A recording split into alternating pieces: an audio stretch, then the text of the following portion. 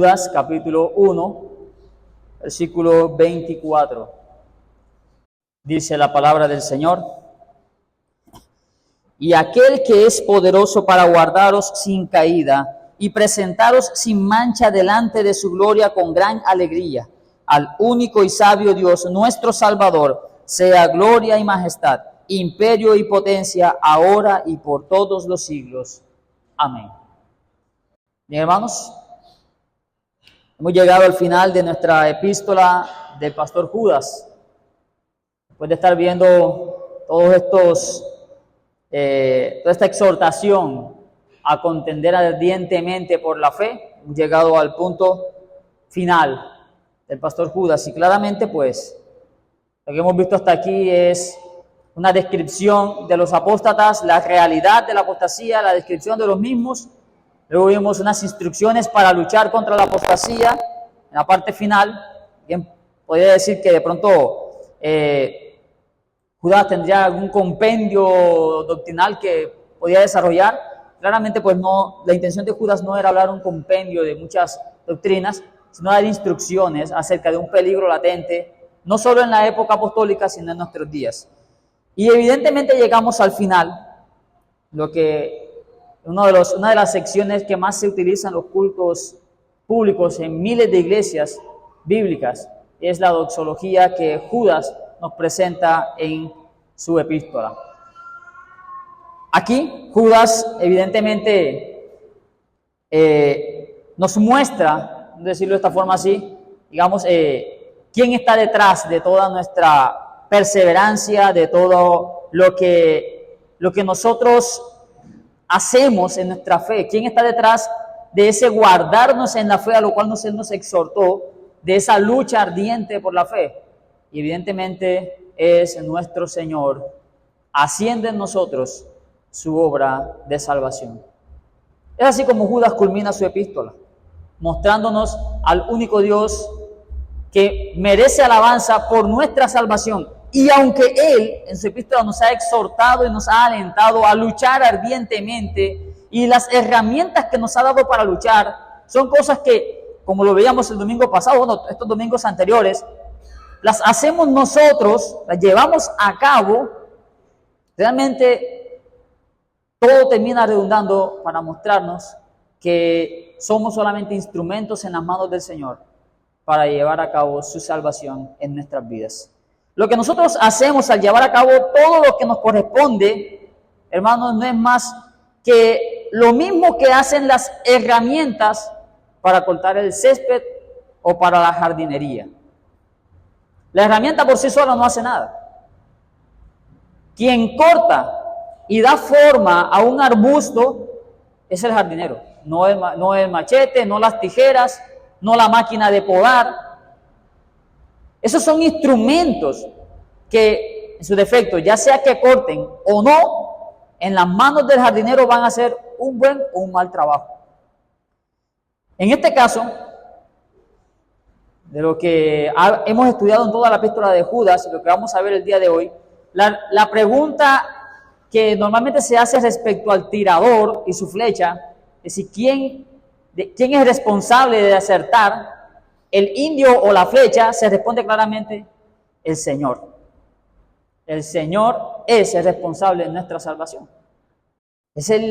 Utilizando el dicho coloquial, es el indio, hermanos. Es el buen tirador. Y en este caso, ¿a quién tenemos que darle la gloria por nuestra salvación? Al Señor. Nosotros solo somos instrumentos. Que sin el Señor, sin el jardinero, no podemos hacer nada. Sí, estas acciones las realizamos nosotros para la conservación nuestra como instrumentos en las manos del Señor, como ya lo veíamos. Y esas acciones en las Escrituras, y especialmente aquí en la epístola de Judas, han sido descritas como si la salvación dependiese de nosotros. Eso, hermanos, para ponérselo en un ejemplo, es como si las tijeras no cortan lo suficiente, no hacen, digamos así, no servirán para hacer el trabajo. Ahora, si cortan lo suficiente, igual ellas por sí solas no van a hacer nada. Servirán para aquello para lo cual el jardinero las utiliza. Si no hay un jardinero que utilice efectivamente las herramientas, nunca va a cumplir el objetivo principal, que es el de podar y dar forma a un arbusto para que se vea hermoso. Así, hermanos, los creyentes, como un edificio que somos, nos edificamos mutuamente según el don que hemos recibido del Señor, nos conservamos por los medios establecidos. ¿Cuáles? La palabra, la oración, según el uso que el Señor nos quiera dar. Pero así como las tijeras sin filo no sirven para un uso, así lo mismo pasa con un creyente sin oración y sin el ministerio de la palabra. Pero cuando hay un creyente con oración y en el ministerio de la palabra, bien afilados, bien entrenados, serán buenos instrumentos en las manos del Señor para nuestra conservación, los unos a los otros. Ahora, hermanos, todo esto que hemos mencionado debe llevarnos siempre a ver la obra del Señor como aquel que está operando en nosotros. Sin un jardinero con un buen arte, no habrá nunca un arbusto con buenas figuras. De la misma manera, si no hay un Salvador que opere en nosotros, no va a haber nadie salvado. No va a haber nadie que pueda presentarse delante del trono del Señor para su gloria.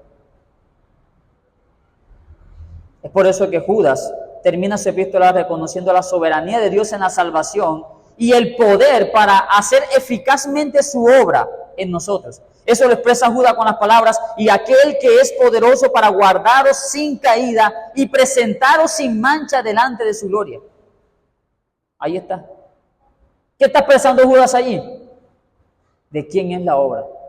¿Quién nos utiliza en sus manos a nosotros para salvarnos? El Señor. Ahora, hermanos, esta doxología, aunque pareciera sencilla, tiene algunos elementos que conectan con el propósito de la epístola, a saber, es el guardarnos en el amor de Dios, presentarnos sin mancha. Estas dos expresiones, guardaros sin caída y presentarnos sin mancha, nos conectan con el propósito de la epístola, que claramente Judas nos está presentando como sencillamente permanecer en la fe, obedecer al Señor y una pureza eclesial. Nosotros somos diligentes en llevar a cabo esto, sí, pero eso no es una obra nuestra al final de cuentas, sino del Señor en nosotros. Al final del día, o cuando el Señor venga en gloria, nosotros vamos a poder decir: tuya es, oh Señor, la salvación y la gloria, aunque somos instrumentos en sus manos. Lo que vamos a ver en esta tarde serán dos puntos, que nuestro texto nos los muestra de acuerdo a los dos versículos exactamente. La primera parte, el versículo número 24, nos muestra un reconocimiento del poder de Dios en nuestra conservación y santificación, guardar y presentar sin mancha. La segunda parte nos muestra un reconocimiento de la gloria, majestad, imperio y la potencia que solo merece el Señor, como aquel que lleva a cabo esa obra de salvación en nosotros. Sencillamente eso es lo que Judas nos dice en su doxología. Así que vamos a ver el reconocimiento del poder de Dios en nuestra conservación y santificación. Judas comienza con un y, es lo primero a notar. Ese y nos conecta con todo el texto. Bien podría él terminar su epístola diciendo sencillamente: hermanos, quiero finalizar con un saludo para fulano, como lo hace Pablo en todas sus epístolas, dando saludos a todos. Pero Judas aquí termina sencillamente glorificando al Señor y con un amén. Ahora, el y conecta todo lo que ha dicho anteriormente. ¿Cuál es esa conexión que está haciendo él? Bueno, recordemos que Judas ha estado hablando precisamente de guardados, de conservarnos, aquí en la doxología, y en la epístola estaba hablando de luchar, contender ardientemente por la fe, conservarnos en el amor. Así que es el mismo tema. Pero como si fuera poco, de la misma forma como Judas termina, también fue como comenzó. Así que desde que él inició, nos ha estado hablando de lo mismo. Mire bien cómo el inicio de su epístola, Judas ya nos estaba hablando precisamente de este tema de la conservación. Y estaba ya mostrándonos que esto era una obra del Señor. Judas comienza a hablar de los santificados por Dios Padre. Versículo número 1, la parte B. Judas, siervo de Jesucristo y hermano de Jacobo, a los llamados, santificados en Dios Padre. Y note bien que luego dice, y guardados en Jesucristo. Y a Judas lo estaba diciendo ahí al principio, y ahora acá al final lo vuelve a decir. ¿Qué es lo que nos dice ahora? Ahora acá nos dice, bueno, aquel que es poderoso para guardarlos, note bien, que el único que puede presentarnos sin mancha, esa es la santificación. Entonces Judas está terminando su epístola con el mismo tema, en el mismo rango de temas, guardarnos, santificarnos. Esta es la intención del pastor inspirado. En toda su exposición del carácter de los apóstatas, él nos ha dejado claro que la apostasía es un peligro y una realidad en la iglesia.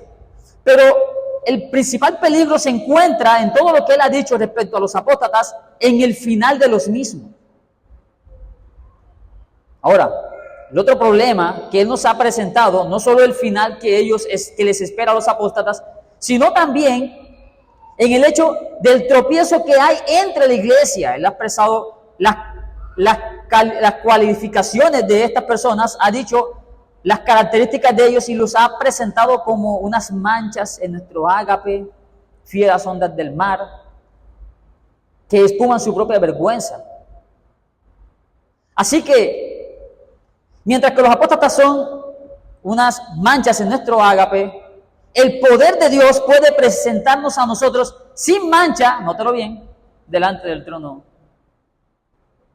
o delante de su gloria eterna, con gran alegría. Entonces Judas ahora nos está llevando a considerar al Dios detrás de nuestra salvación en las cosas que nos ha mandado a hacer, guardarnos y santificarnos. Esto, mis hermanos, quiere decir que si nosotros somos aquellos que en la voluntad eterna de Dios hemos sido llamados, guardados y santificados por una obra que Él está haciendo en nosotros, se evidenciará o se reflejará utilizando los medios que Dios mismo ha ordenado para nuestra conservación. Eso es lo que quiere decir que Judas esté tratando todo este tema con los mismos conceptos y las mismas palabras. Hermanos, ¿qué queremos decir con esto? Que Dios es poderoso para guardarnos, y sí, ese es el punto. Pero porque Él es poderoso para hacerlo, usted se va a guardar del pecado usando los medios que Él ya ha establecido. Dios no va a utilizar otro medio, ni otra forma. De la misma forma que Él es poderoso para presentarnos sin mancha delante de su trono, y lo va a hacer, aquellos que serán presentados perfectos y sin mancha van a santificarse en este presente siglo, donde el trigo y la cizaña tienen que estar juntos hasta que el Señor de la mies envíe sus obreros a limpiar su era. Eso es algo que vamos a tener que hacer. Es algo que va a tener que evidenciarse. Dios es poderoso y por lo tanto nosotros lo hacemos, porque Él está operando en nosotros. Ahora, llama la atención que Judas aquí al hablarnos de guardar, ¿sí?, nos está presentando un término muy interesante porque es aguardarnos sin caída. Ya Judas nos ha dicho que somos guardados en Jesucristo. Ya nos lo dijo en la introducción. Y nos ha mandado a conservarnos en el amor de Dios. Y ahora nos dice que Cristo es poderoso para guardarnos. Esto, mis hermanos, trae una confianza sobre la iglesia de pensar y de hacer todo lo posible para hacer lo que está a su alcance para conservarse, porque Cristo, el buen pastor, está cuidando a su redil. Esas son las palabras del Señor. Cristo, como buen pastor, ha prometido que sus ovejas serán guardadas en su mano y nadie, escúchelo bien, las arrebatará de allí. Juan 6:39 lo dice el Señor: esta es la voluntad del Padre, el que me envió, que de todo lo que Él me diere, no pierda yo nada, sino que lo resucite en el día postrero. Esa es la voluntad del Señor. Y el Señor Jesucristo, como ese buen pastor, va a hacer eso. Ahora, ¿cómo eso se evidencia en nosotros? Sus ovejas son las que oyen su voz y le conocen. Mis hermanos, muchas personas quieren ser guardados, pero fuera del ministerio de la palabra de la iglesia local. Lo que estas personas dicen es que Cristo mismo los pastorea, pero ellos no quieren estar en ninguna iglesia local. Bueno, déjenme decir lo siguiente, una de las cosas como nosotros somos guardados y nos conservamos, según nos dice el texto aquí, es por el ministerio de la palabra, ya lo explicábamos algunos domingos atrás. Pero el carácter de los apóstatas, ¿cuál es? Rechazan la autoridad. Versículo 8, claramente nos lo dice. De la misma manera también estos soñadores mancillan la carne, rechazan la autoridad y blasfeman de las potestades superiores. Hermanos, el poder de Dios para guardarlos sin caída se ejecuta por el medio establecido de él, del ministerio de la palabra en la iglesia local. Eso es lo que el apóstol Pablo también nos dice en Hebreos capítulo 13, versículo 17. Obedeced a vuestros pastores y sujetaos a ellos, porque ellos velan por vuestras almas como quienes han de dar cuenta. Cuando Cristo Jesús te va a guardar, te va a preservar hasta el día de Cristo, sí, y lo va a hacer por el medio que ya le ha establecido, por aquello que Él ya ha determinado. Ahora, hermanos, quiero aclarar esto, porque esto no es seguir la voz de los ministros ciegamente. La voz que nosotros vamos a escuchar es la voz de Cristo, el buen pastor. Si usted es una oveja del Señor y está siendo guardada por Él, usted va a escuchar las enseñanzas de la iglesia, sí, y va a meditar en ellas, sí, y también va a escudriñar en su casa, a ver si estas cosas son así, con un espíritu de oración, para que Dios sea guardando su alma. Recuerde esto, poderoso es Dios para guardarnos sin caída. Si nosotros buscamos el rostro del Señor en oración, Él, conforme a lo que dice su palabra, en lugares de delicados pastos nos pastoreará, nos hará descansar, confortará nuestra alma, nos guiará por sendas de justicia, por amor de su nombre. En Jeremías 3:15, promete a su pueblo darle pastores que pastoren conforme a su voluntad, pastores conforme a su corazón, nos dice ahí. Ahora, hermanos, hay una palabra, una expresión, es llamativa y es guardarnos sin caída. ¿Esto quiere decir acaso que es sin pecado alguno? No podemos interpretar esta palabra como una perfección moral en nosotros en este presente siglo. Porque si nosotros interpretamos que Cristo nos va a guardar sin caída de esta manera, una perfección de este lado de la eternidad, entonces tendríamos que decir que nadie podría cometer pecado si es un verdadero creyente, si está siendo guardado por el Señor. Pero eso no es lo que nos está diciendo Judas acá. Ese sin caída tiene una connotación de apartarse, de alejarse. El Señor Jesucristo dijo claramente que en el mundo tendríamos tropiezo. Pero ay de aquel por quien vienen los tropiezos. Es claramente haber tropiezos, hermanos, pero una cosa es el tropiezo, otra es la caída. Y esto es lo que llama la atención, hermanos, porque resulta que la palabra caída es de la misma raíz de caer, evidentemente, claro, es el mismo verbo, y resulta que implica una apostasía, revela una definición de lo que es la apostasía como tal. Esta expresión, por ejemplo, se utiliza para hablar de Judas, el que traicionó al Señor en el libro de Hechos, capítulo 1, versículo 25. ¿Qué se nos dice en Hechos 1:25?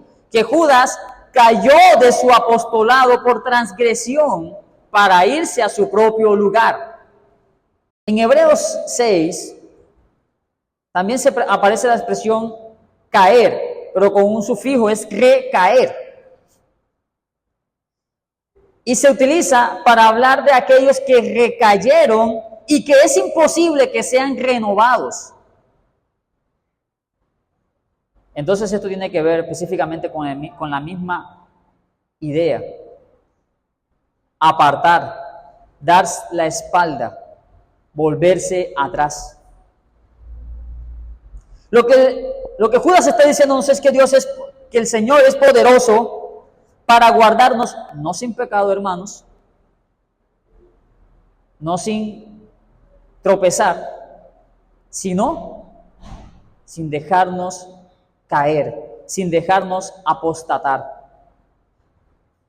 Este guardarnos sin caída tiene que ver con guardarnos de la apostasía. Claramente, eso es lo que el apóstol Juan también nos dice en su primera epístola, capítulo 1, versículo 10. Primera epístola de Juan, capítulo 1, versículo 10. Si decimos que no hemos pecado, le hacemos al mentiroso, su palabra no está en nosotros. Claro que nosotros vamos a pecar, hermanos, somos seres mortales. Y con esto no estamos justificando el pecado. No estamos diciendo, no, usted puede pecar. Ojo con lo que estamos diciendo, no es eso. Sino que Dios es poderoso para guardarnos de caer y apostatar, de abandonar la fe una vez dada a los santos. Él es poderoso de hacerlo con los medios que Él ha establecido para nosotros. Entre esos medios, hermanos, está todo lo que veíamos el domingo pasado, todo ese proceso disciplinario. Hermanos, si alguno está dudando, convénzalo por el ministerio de la palabra. Así Dios te conserva. Así el Señor, Él nos dice, nos conserva en el amor suyo. Si algunos que están dudando están en grave peligro, hermanos, salvadlos arrebatándolos del fuego, como lo veíamos el domingo pasado. Hay que hacer los pasos necesarios en la disciplina para salvar a nuestros hermanos. Así es como nos conservamos. Así es como Él nos conserva en esa caída, de esas caídas en la apostasía. Guardarse en caída entonces claramente no implica perfección a la luz de la palabra, pero sí tiene que ver con la perseverancia, con permanecer en la fe una vez dada a los santos. Y eso es de lo que Judas nos venía hablando en el versículo 3. Dado que tenía una gran solicitud por escribir acerca de la común salvación, a él le fue necesario exhortar para que contiendan ardientemente por la fe que fue una vez dada a todos los santos. Ahora, hermanos, otro asunto a considerar es la santificación de lo que se habla en este texto. Que Judas sigue diciéndonos que Dios es poderoso para guardarnos sin caída, pero también es poderoso para presentarnos sin mancha. Ese presentarnos sin mancha implica la santificación definitiva y perfecta delante del trono de gloria.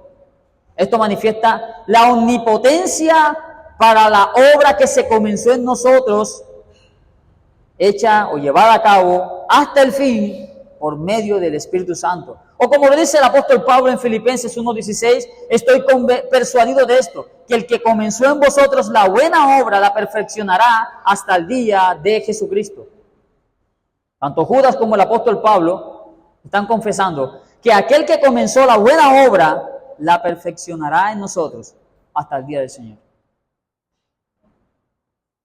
Hermanos, el Señor no solo nos llamó,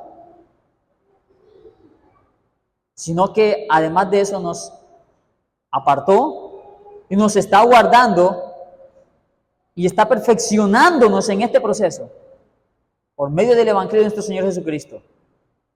Y nos está asegurando que esa obra de santificación sea realizada en nosotros por medio de su Espíritu Santo.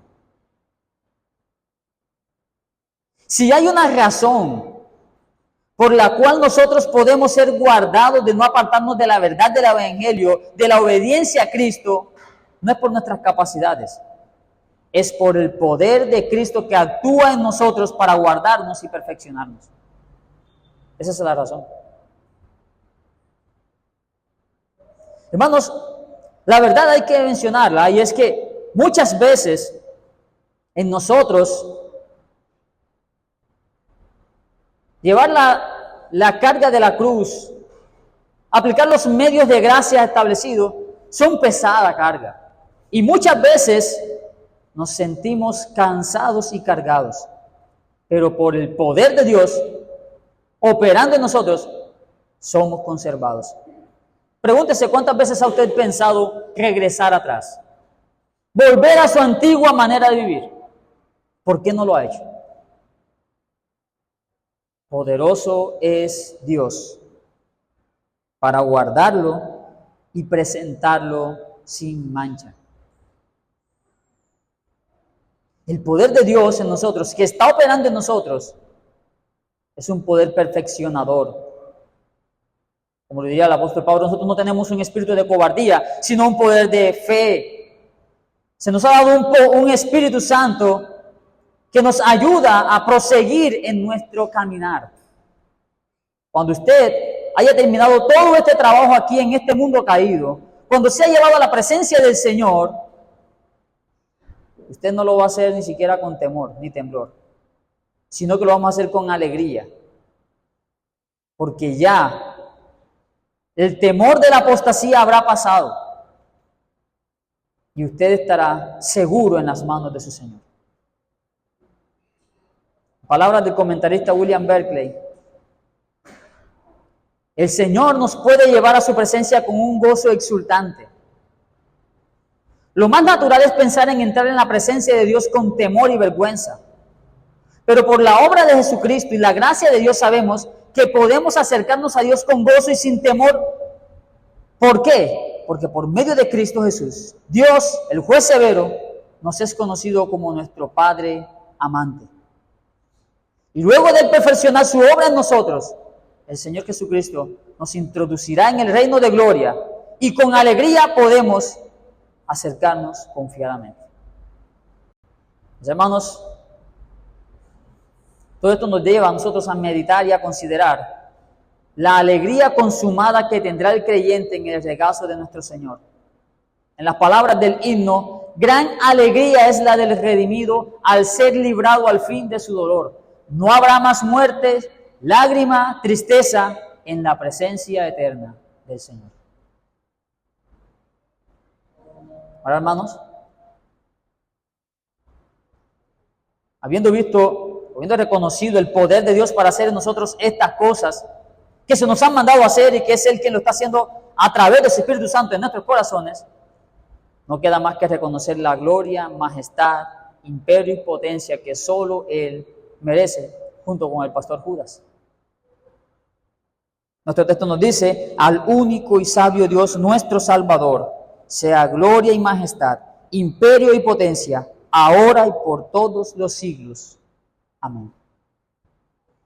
¿Qué otra alabanza puede recibir nuestro Dios después de que usted esté en gloria, a salvo de todos los peligros que hay en este mundo y a salvo aún de su propio engañoso corazón?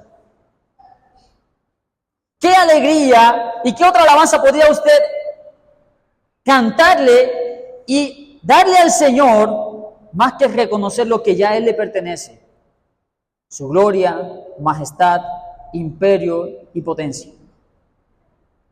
Ese es el cántico que los santos elevarán ante el Señor, reconociendo sus atributos, reconociendo lo que solamente Él puede hacer. Ahora hay algo interesante en nuestro texto, porque Judas comienza diciendo al único y sabio Dios en esta segunda parte, en esta doxología. Esta expresión, al único y santo Dios, ha sido malinterpretada por algunos herejes que no creen en la doctrina de la Trinidad. Y dicen, mira, y dice al único, es uno solo. Sí, claramente es un único Dios. Nosotros creemos en un único Dios. El asunto es que lo que es aplicable a una de las personas de la Trinidad es aplicable a las otras personas, porque nosotros creemos en un Dios que subsiste en tres personas.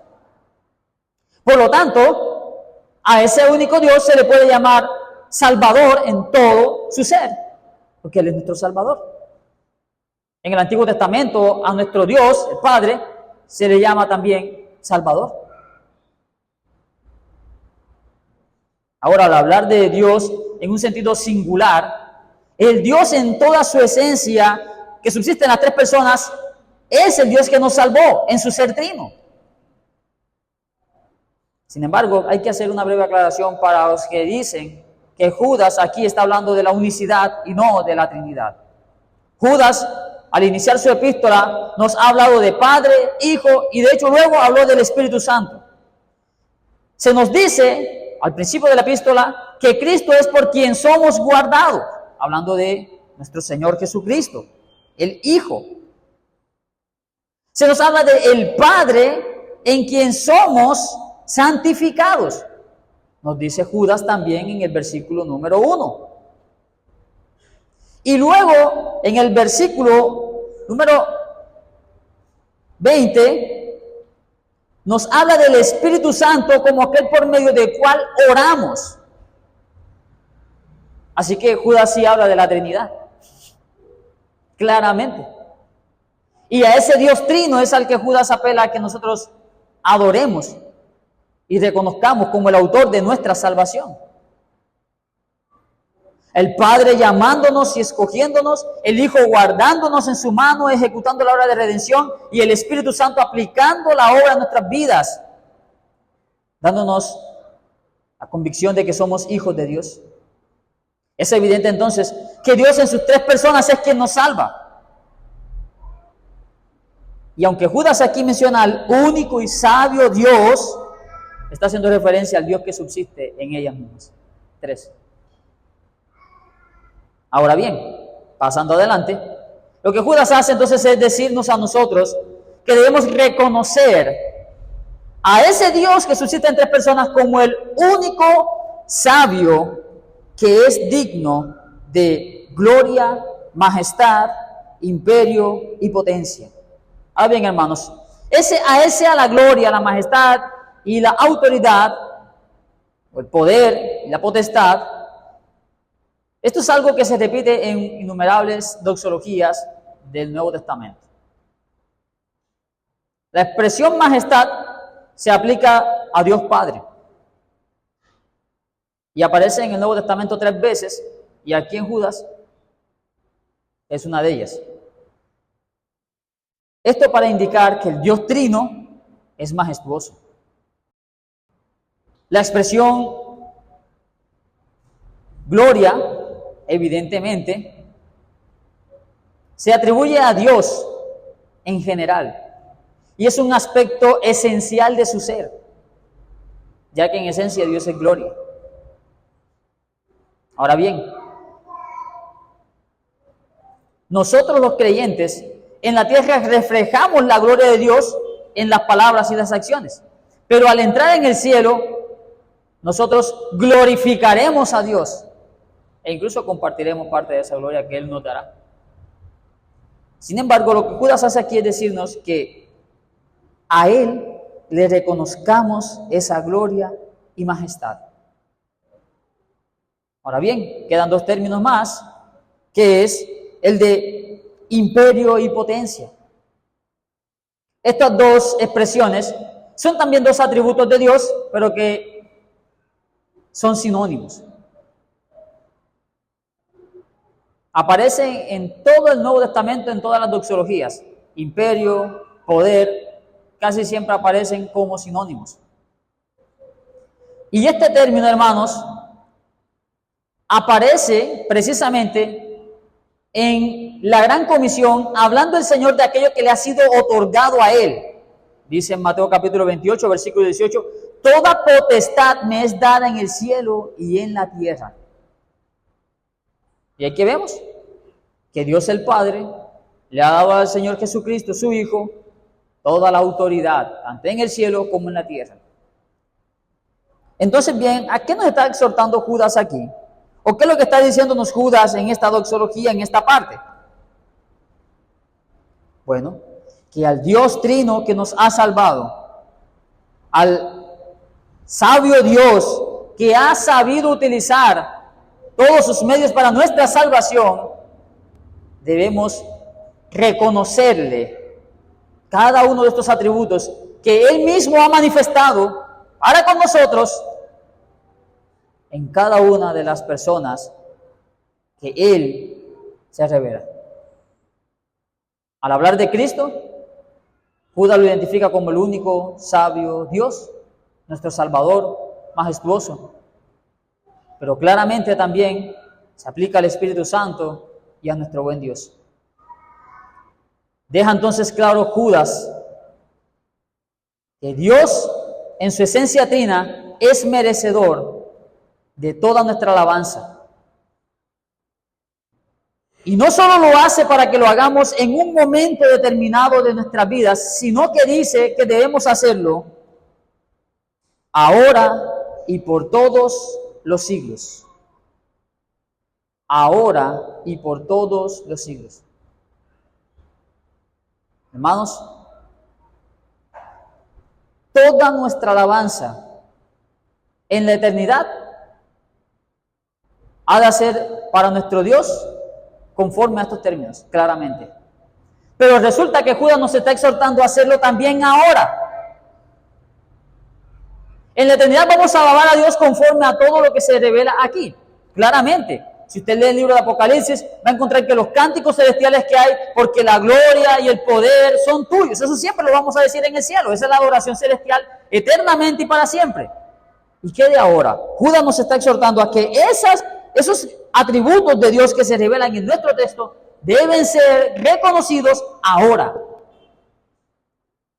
Al único y sabio Dios, nuestro Salvador, sea gloria, majestad, imperio, potencia, ahora. Hermanos, ahora que usted está siendo guardado por el Señor, dele gloria. Ahora que usted está viendo la obra de santificación en su vida a través de la iglesia, dele gloria. Si usted está siendo exhortado por un hermano, dele gloria a Dios. Él está operando en usted la salvación. Qué triste sería que usted fuese dejado en sus pecados